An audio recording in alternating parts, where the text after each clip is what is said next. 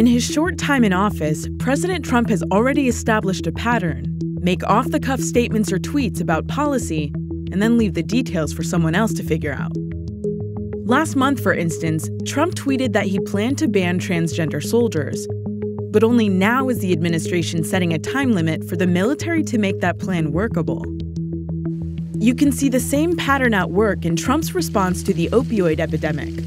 A couple of weeks ago, he gathered reporters at his golf club in New Jersey to talk about the crisis. The opioid crisis is an emergency, and I'm saying officially right now it is an emergency. It's a national emergency. We're going to spend a lot of time, a lot of effort, and a lot of money on the opioid crisis. Declaring an emergency was one of the key recommendations from the President's Special Commission on Opioids.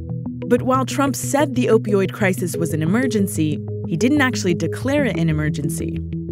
In order to do that, the president first has to issue a formal declaration, send it to Congress, and then have it published in the Federal Register.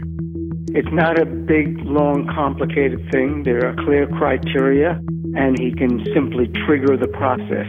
Congress doesn't have to pass a law or a resolution in any way. It is within the sole power of the President of the United States.